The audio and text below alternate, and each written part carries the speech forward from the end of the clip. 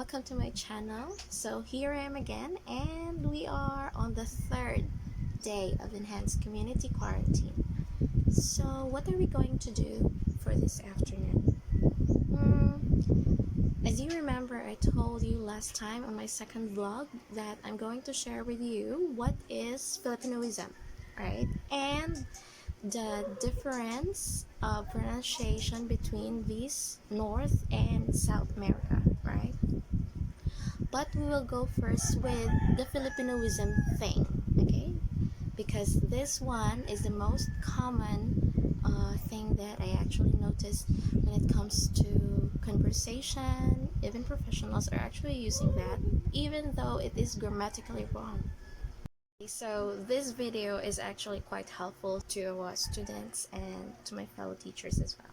So we'll define first what is Filipinoism, and if you're going to search that in Google, so it states there that it is a speech pattern common to us Filipinos. We think Filipino speech pattern, then translate the words into English terms.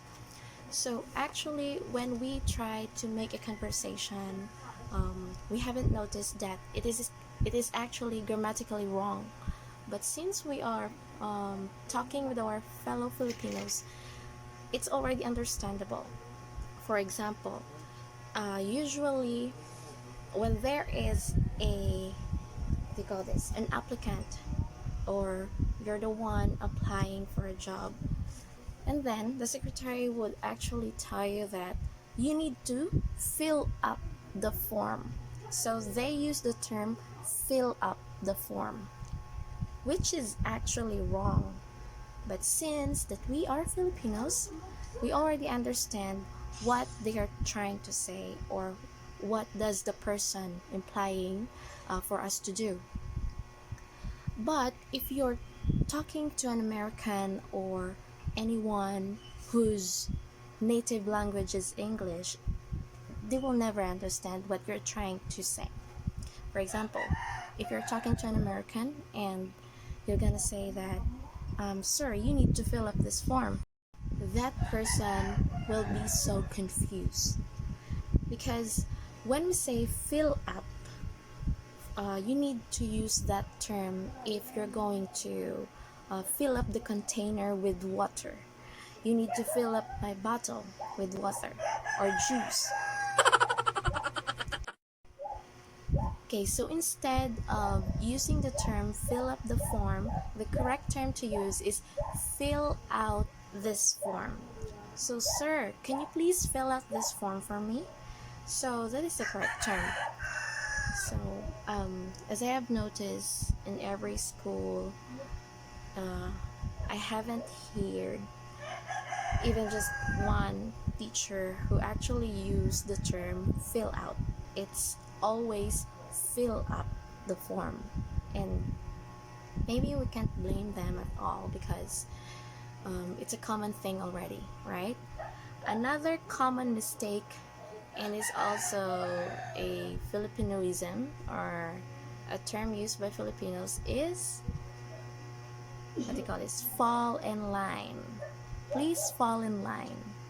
That's very common, right? So making instruction or giving instructions to people or to the crowd that they need to fall in line is grammatically wrong. But since we are Filipinos, we do understand what they are trying to imply. The correct term to use is be in queue, stand in line, or be in line. That's the correct term to use. Okay, so there's a lot of Filipinoism, not just one word, two words, sometimes sentences, right?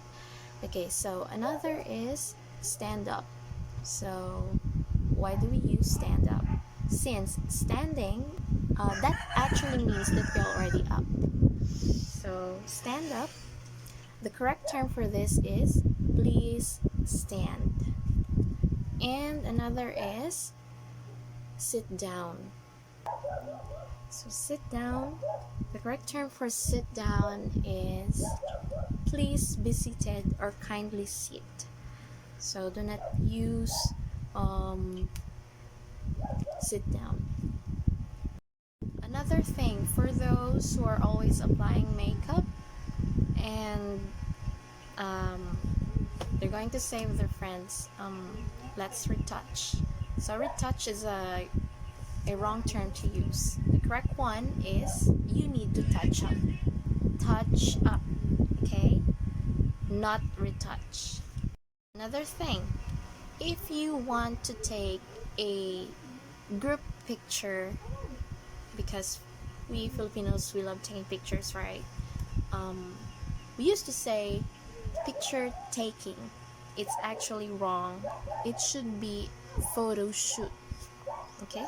So do not use picture taking. Let's have picture taking, guys. No, it should be photo shoot. Let's have a photo shoot. It sounds like you're modeling, right? Next is refrigerator, right? But in the standard English, we need to use fridge. Please get me a cold water from the fridge, not ref. Okay? Only Filipinos use the term ref. Next one is CR, or comfort room. So that's okay if you use CR when you're talking to an American person, but the right term for that is toilet room, washroom, or restroom. And sometimes it is also known in America as John, like the name of the guy, John. John means comfort room or restroom. Another mistake that we use, the term go here. It's not go here. Maybe you should say go there. But if it's here, you should say come here. Come here at my side. Next one is Xerox. So we usually hear that I need to Xerox these papers or these files, right? You only mean that you want to photocopy. So the right term for that is not Xerox but photocopy. Xerox is what we call to the machine. Next is bottomless drinks. It's not actually bottomless, right? Because you can also see the bottom of that glass or of that container. So it should be refillable drinks. Refillable drinks, not bottomless drinks. Well, next is we accept repair. Like in every shop, you can see there, we accept repair. What do you mean? Okay, so the correct term for that is this shop repair it. It's either cars, broken watches, or whatsoever. So you should use the term this shop repair those things, whatever stuff is that. Okay. Next is when it comes to movie or movie theater. So sometimes we hear people say watch out for this movie, or yes, watch out for this movie. The right term for that is not watch out, because the term watch out is that you're advising someone to be careful on something that will happen, maybe an accident or whatsoever, so watch out. The correct term for that is watch for the upcoming movie or watch for the upcoming K-drama or whatsoever. So watch for, not watch out. Next is in parking areas. So they say no parking on both sides. You cannot park on both sides, right? So you should say, the correct one is, you should say no parking on either sides. Either sides. Okay. No parking on either sides. Next one is when you're calling someone, you would actually say that, hello, good evening, I'm looking for, but we know that you cannot see the person you're calling, right, on the phone. So the right term to use is May I speak with? So you should use may I speak with. So that's when you're on the phone. Okay, there are actually lots and lots of Filipinoism, and that's okay if you're talking to a Filipino, but when you're talking to an American person or anyone whose language is actually English, so you need to disregard that Filipinoism thing and use the standard English in communicating with them.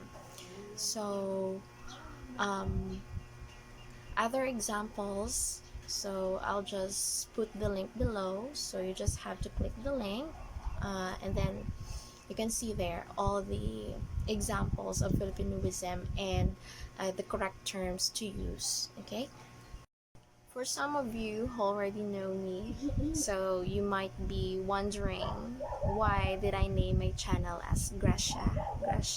So um, since my name is Romnia Grace Divina Gracia, and from my previous private school, they used to call me Gracia there. So it's not Romnia or Grace or Roms, but it's very common already that they used to call me Gracia, and I like it.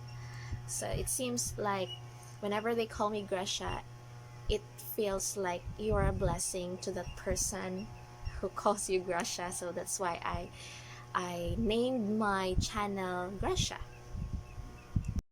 And unlike uh, with the professional bloggers, so I'm just a local vlogger and a new one, and I'm not quite prepared of everything. I'm just being myself, but maybe sooner or later I will learn how to manage this stuff, and I'm going to improve my videos and my vlogs. So for my dear subscribers, I really wanna thank you for that support that you're giving me. So I hope you're gonna stay, and I'll make more videos whenever this enhanced community quarantine ends.